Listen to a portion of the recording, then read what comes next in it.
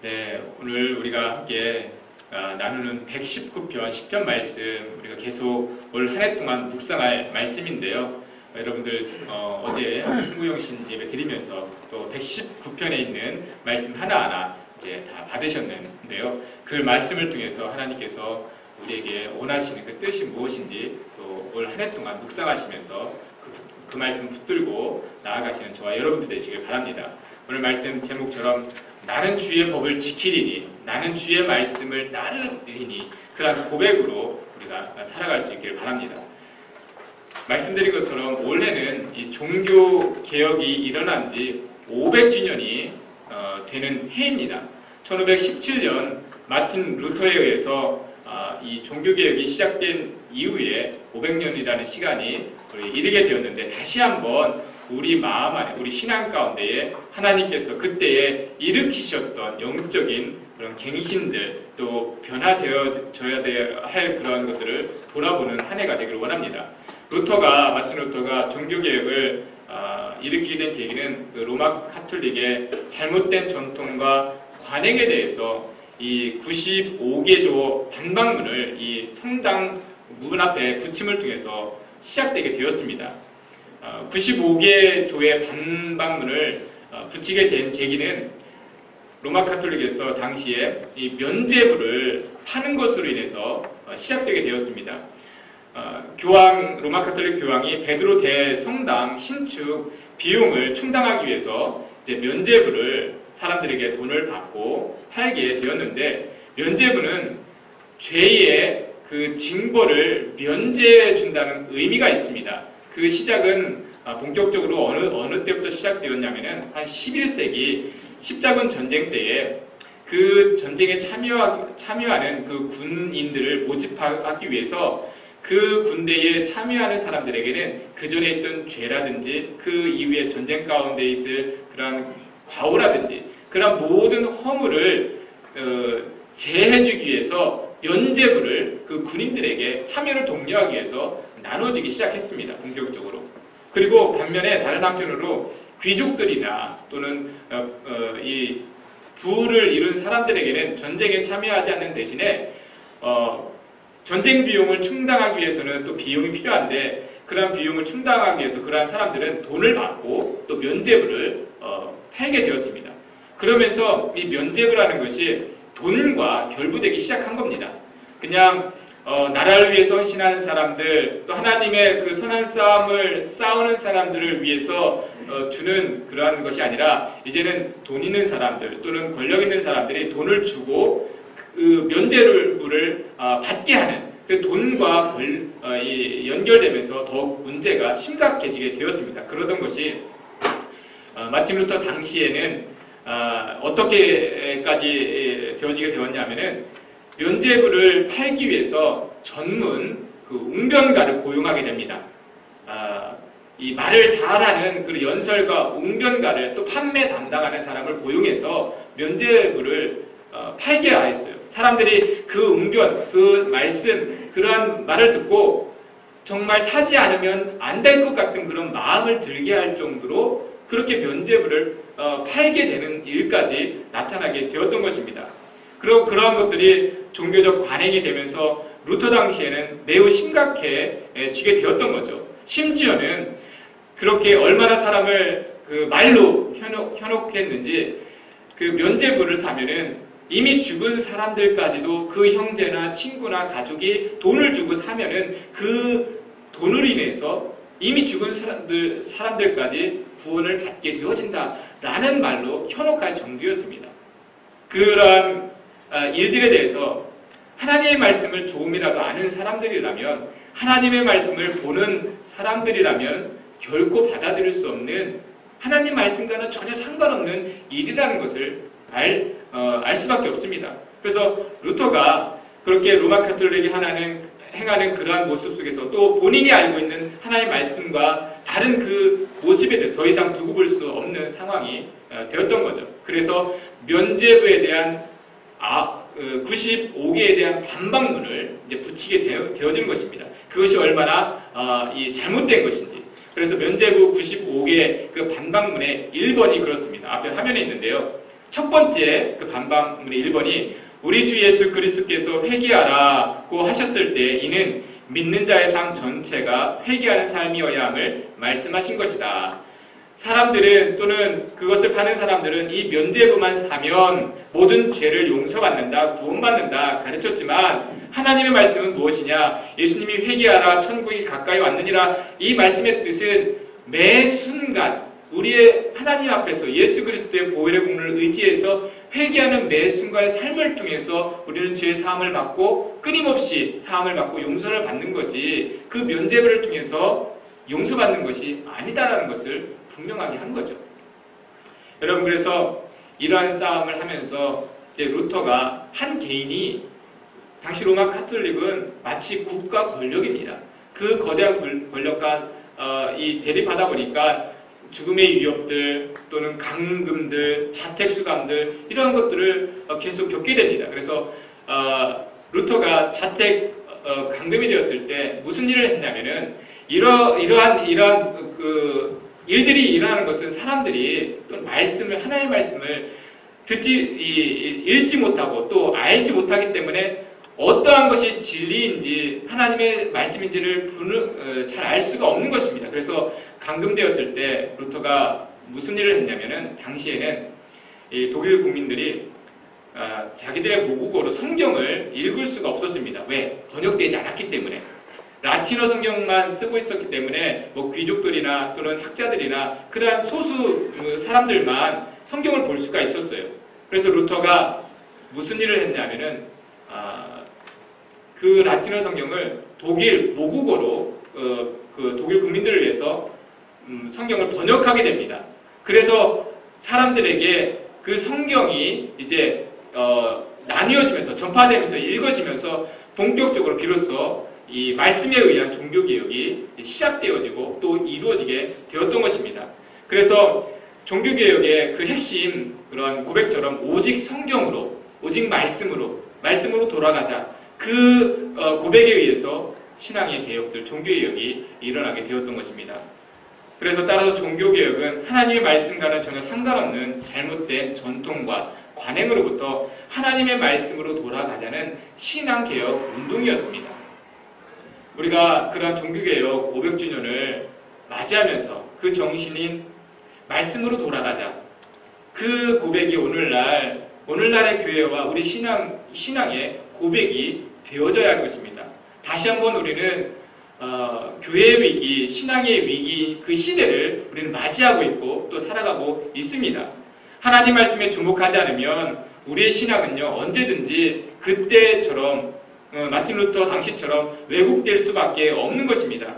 오직 하나님의 말씀이 성경이 우리를 그 하나님의 그 뜻 가운데로 진리 가운데로 인도하고 또 하나님이 주시고자 하는 그 복된 길로 이르게 만드는 것입니다.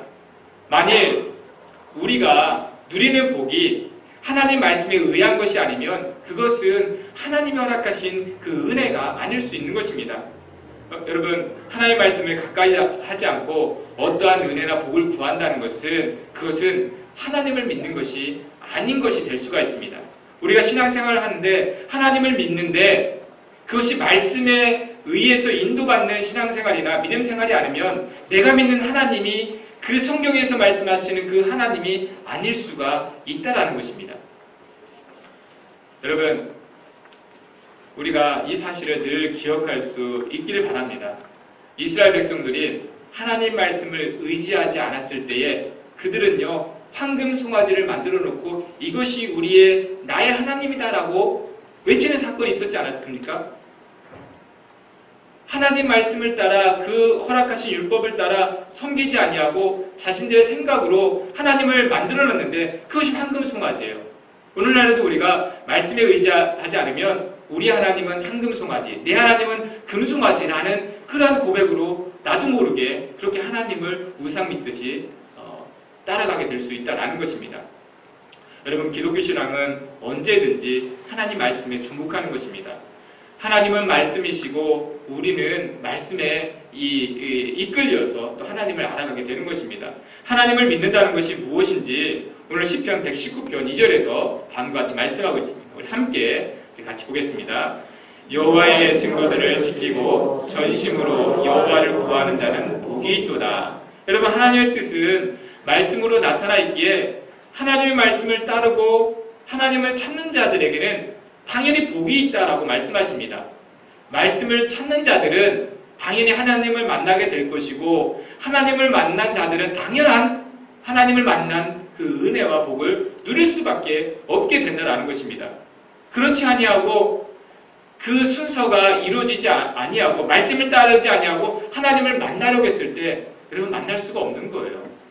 하나님은 말씀을 통해서 오직 만날 수 있는 분인데, 말씀을 통하지 않고 하나님을 찾으려 하기 때문에 우리가 그렇게 간절하게 찾고 만나기를 원하는 하나님을 만날 수가 없다라는 것입니다. 여러분, 그리고 우리는 하나님 앞에 나와서 여러 가지 은혜를 누리기를 원하는데, 하나님은 허락하신 말씀 하나하나에 우리가 누려야 될 그 은혜와 복을 다 그 가운데 놓으셨어요. 우리가 하나님이 특별하게 어떠한 복이나 은혜를 허락하시기를 바랄 것이 아니라, 하나님께서 이미 우리에게 약속하신 그 말씀을 따라가면 약속하신 대로 하나님이 우리에게 허락하신 은혜들이 주어지고 또 그 복이 우리에게 허락되게 된다는 것입니다. 여러분, 그래서 우리가 복의 근원이신 하나님을 만나고자 할 때 먼저 그 하나님께로 인도하는 말씀에 주목하시는 저와 여러분들 되시기를 바랍니다. 우리 새해를 맞이하면서 사람들은 이렇게 덕담을 하지 않습니까? 우리가 나눈 것처럼 새해 복 많이 받으세요, 이렇게 덕담을 합니다. 그렇다면 우리는 하나님 안에서 그 복이 임하게 되는 그 원리를 알기 때문에 우리는 다음과 같이 인사할 수 있습니다. 새해 하나님 말씀 잘 붙드십시오. 저와 여러분들이 서로에게 축복할 수 있는 말씀, 새해 하나님 말씀 잘 붙드십시오. 왜냐하면 그것이 하나님의 은혜와 은총을 누리는 길이기 때문입니다. 여러분, 하나님의 말씀을 붙드는 것이 왜 복인가 하면, 말씀 안에 거하는 자는 부끄럽게 되지 않기 때문입니다. 여러분, 복이라는 것은 그 가운데 부끄러움이 없는 거예요. 은혜라는 것은 그 가운데 기쁨이 있는 거지 부끄러움이 없는 거예요. 근데 우리는 이 땅에서는 사람들이 말하는 복은 그 가운데 부끄러움도 있어요. 수치도 있어요. 그건 복이 아니라는 겁니다. 하나님이 허락하시는 복은 부끄러움이 없는 거예요. 그래서 말씀에 거하는 자는 왜 복된 자냐, 복된 자가 되느냐 하면 그 가운데 부끄러움이 없다라는 것입니다. 오늘 6절 말씀이 그래요. 함께 읽겠습니다. 내가 주의 모든 계명에 주의할 때에는 부끄럽지 아니하리이다. 여러분, 하나님의 말씀에 주의할 때에는 결코 우리에게 부끄럽지 아니하대요. 하나님이 약속하신 말씀입니다. 그런데 여러분, 그렇다면 말씀에 주의하지 않으면 뭐예요? 부끄럽게 된다는 거예요. 성경이 그 사실을 우리에게 가장 먼저 알려주고 있지 않습니까? 아담과 하와가 하나님의 말씀을 주목하지 아니하고 주의하지 아니하고 그 하나님보다 더 특별해 보이는 그것을 취하려고 하나님의 말씀을 주의하지 않았어요. 그런데 그들이 그렇게 특별하게 여기면서 취하였던 지혜와 지식이 그들을 존귀롭게 만든 것이 아니라 어떻게 되었어요? 그들에게 수치를 가져다 주었지 않습니까? 말씀에 주의하지 않으니까 바로 즉시 아담과 하와에게 부끄러움이 왔어요. 그들이 알게 된 건 자기들의 벌거벗은 모습을 통해서 수치와 부끄러움으로 두려움을 갖게 되었어요. 말씀에 주의하지 않으면 그와 같이 우리에게는 부끄러움이 오게 됩니다. 여러분, 세상에서는 사람들이 어떠한 권세를 얻은 것으로, 부를 쌓은 것으로 내가 복을 받았다, 내가 은혜를 받았다, 축복받았다 라고 이야기를 합니다. 그런데 말씀에 주의하지 않고 그렇게 얻은 것들은 이후에 보니까 예외 없이 무엇이 같이 오느냐? 부끄러움과 수치가 그들의 같이 임한다라는 것입니다. 말씀에 주의하지 않고 얻은 그 부귀와 재물은 나중에는 그를 부끄럽게 만들고 수치스럽게 만들어요. 오늘날 우리가 지금 보고 있지 않습니까? 그 높은 자리에서 그 많은 부를 가지고 사람들의 조롱을 받아요. 밖에 나오지도 못해요. 그 높은 자리에서. 여러분, 이거 하나님의 말씀이 그대로 이루어지는 거예요. 말씀에 주의하지 않고 얻은 권력과 부와 그 영화는요, 나중에 부끄럽게 되는 겁니다. 수치스럽게 되는 거예요. 그러면 우리가 그러한 부귀, 권력, 영화는 얻지 못했을지라도 말씀에 주의하는 자는 결코 부끄럽게 되지 아니하는 것. 이게 하나님이 약속하신 복이다라는 것입니다. 존귀롭게 되는 것. 부끄럽지 않게 된다는 것은 결국에는 어떻게 해요? 하나님 앞에 늘 존귀로운 자가 된다라는 것입니다. 여러분, 그래서 우리가요, 다른 것을 두려워할 게 아닙니다. 내가 얻은 지위, 내가 쌓아놓은 그러한 보화들, 그런 것을 잃어버릴까봐 두려워할 게 아니에요. 사실은 무엇을 두려워하며 걱정이 되냐면 내가 말씀에서 떠나갈까봐, 내가 말씀으로부터 멀어질까봐. 여러분, 이건 내가 주의하지 않으면요, 나도 모르는 새, 어느새 내가 말씀으로부터 멀어지게 되는 거예요. 어느 날요, 내가 더 이상 말씀 안 보겠다 결단하고 떨어지는 사람은 아무도 없어요. 내가 주의하지 않는 사이에 나도 모르게 말씀으로부터 멀어지게 되는 거예요. 여러분, 이걸 두려워해야 돼요, 우리가. 여러분, 그래서 오늘 8절에서 이렇게 고백을 하게 됩니다. 8절 말씀도 같이 보겠습니다. 시작. 내가 주의 윤례들을 지키오리니 나를 좀 버리지 마옵소서. 여러분, 이 시편 이 고백하는 저자가 하나님의 말씀을 그렇게 사모하며 붙들고 있어요. 그 말씀의 맛을 알고 가치를 아는 사람이에요. 붙들고 사는데도 불구하고 어떤 고백을 하냐면 내가 주의 율례들을 지키오리니 나를 아주 버리지 마옵소서. 내가 멀어지지 말게 하옵소서. 말씀에서 떨어짐으로 하나님과 멀어지지 않게 하옵소서. 이 고백인 거예요. 여러분, 우리가 늘 이 고백으로 살아야 합니다. 2017년 여러 가지 계획이 있고 여러 가지 우리가 꿈이 있고 비전이 있는데 여러 가지 붙들고 싶은 것들이 있는데 여러분, 그것을 붙들기 전에 하나님의 말씀, 내가 이 말씀을 여러분들에게 주어진 말씀, 또 붙들고 하는 말씀, 이것을 내가 놓을까봐 또는 버릴까봐, 주의하지 않을까봐 이것을 우리가 염려할 수 있어야 된다는 것입니다. 여러분, 시편 119편은요 하나님의 말씀이란 무엇인지, 하나님의 자녀들에게 어떤 의미인지 그 말씀의 맛을 아는 다윗이든지 그 저자가 세밀하게 증거하고 있는 말씀들입니다. 다른 어떤 시편보다 하나님의 말씀에만 주목하여 이 구성된 것이 시편 119편입니다. 가장 체계적이고 가장 세밀한 말씀에 대한 찬양시예요. 119편은. 그래서 시편 119편이 176절로 되어 있는데 각 구절마다 뭐가 빠지지 않는가 하면은 하나님의 말씀이란 말이 빠지지 않아요. 하나님의 말씀을 의미하는 계명, 증거, 법, 규례, 각 구절 읽어보세요. 각 구절마다 그 계명, 법이라는 말씀이 빠지질 않아요. 이건 뭐예요? 말씀에 대한 찬양시예요. 하나님의 말씀이 얼마나 우리에게 오묘하고 또 그 말씀이 우리에게 귀한 것인지 간절한 마음으로 그 말씀의 맛을 아는 하나님의 사람이 고백하는 그 고백이 찬양 시편 119편이다라는 것입니다. 여러분, 그래서 그런 고백에는 이런 뜻이 있어요. 하나님의 말씀으로 충분하다. 하나님의 말씀으로 내가 이 땅을 살아갈 때에 충분하다라는 고백이 있기 때문에 각 구구절절마다 말씀에 대한 고백을 하게 되었던 것입니다. 여러분, 어제 우리가 저와 여러분들 받은 말씀 안에 그 말씀에 대한 하나님의 뜻이 있지 않습니까? 나에게 어떠한 고백을 하기를 원하시는 하나님의 뜻이 있지 않습니까? 그 말씀은 뭐예요? 하나님께서 저와 여러분들에게 말씀의 사람이 되기를 원한다는, 말씀으로 사는 삶이 되기를 원하시는 그 뜻이 저와 여러분들에게 있는 것입니다. 여러분, 그러한 뜻을 붙들고 살아가는 사람이 있습니다.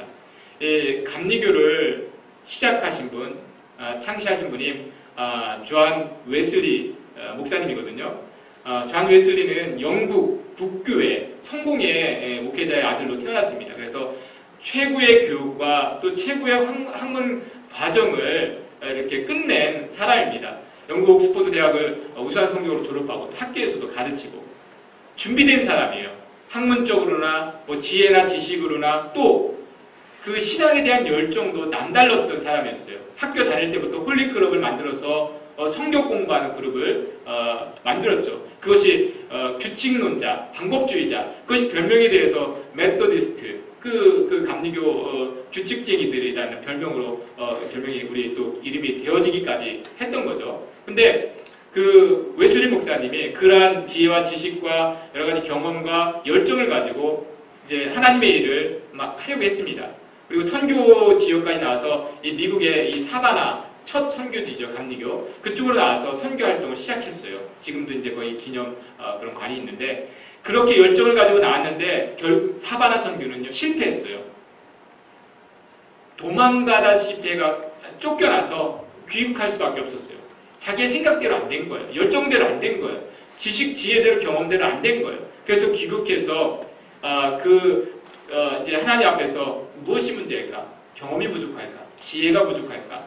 나는 왜 그 선교 사역에서 실패했을까? 라고 생각하고 있을 즈음에 한 집회에 참석하게 되었는데 그 집회에서 로마서 주석 서문을 읽는 중에 마음에 뜨거운 감동을 받게 되었어요.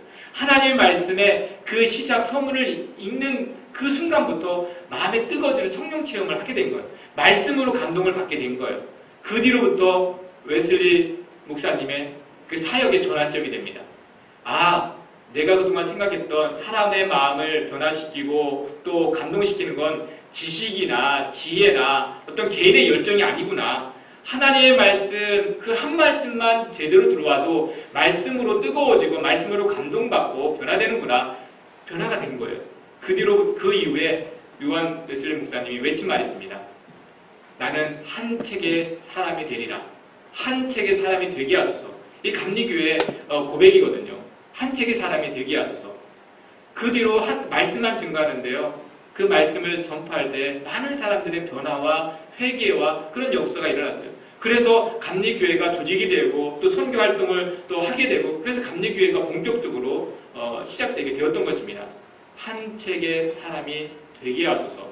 여러분 마틴 루터나 존 웨슬리 목사님이나 사도 바울이나 공통된 점이 하나 있습니다. 말씀의 사람, 한 책의 사람이 된 거. 사도 바울도 그렇지 않습니까? 그 최고의 그 학문을 한 사람으로서 율법학자로서 많은 지식과 지혜와 경험이 있을 때는 오히려 하나님의 예수 그리스도의 복음을 핍박하는 자였는데 예수님을 만나고 보니까 다른 것은 다 배설물로 여기고 내가 오직 예수 그리스도를 아는 지식을 최고로 여기는 한 책의 사람이 되어진 거거든요. 저와 여러분들에게 하나님이 원하시는 것은 무엇일까?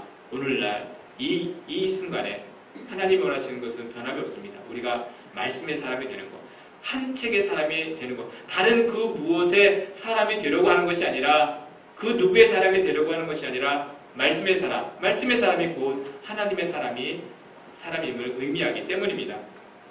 여러분, 오늘 하나님께서 저 여러분들에게 2017년 시작하면서 그런 말씀을 주고 계십니다. 이 한 해 말씀을 붙들고 살아가는 말씀의 사람, 한 책의 사람이 되길 원한다라는 것입니다. 여러분, 5절 말씀 그와 같은 고백이 우리에게 늘 있기를 원하는데 함께 읽어보겠습니다. 시작. 내 길을 굳게 정하사 주의 율례를 지키게 하소서. 여러분, 우리의 걸음이 올 한 해도요 흔들릴 때가 있을 것입니다. 또 우리가 기대했던 것과는 다르게 우리를 흔들게 만드는 여러 가지 시험과 도전과 어려움들이 있을 것입니다. 여러분, 그럴 때 우리가 무엇으로부터 그 흔들게 하는 시험을 이겨낼 것인가? 하나님 말씀에서 내 걸음이 굳게 되었을 때, 견고하게 되었을 때 흔들릴 수는 있어도 우리는 넘어지지 않게 되는 것입니다.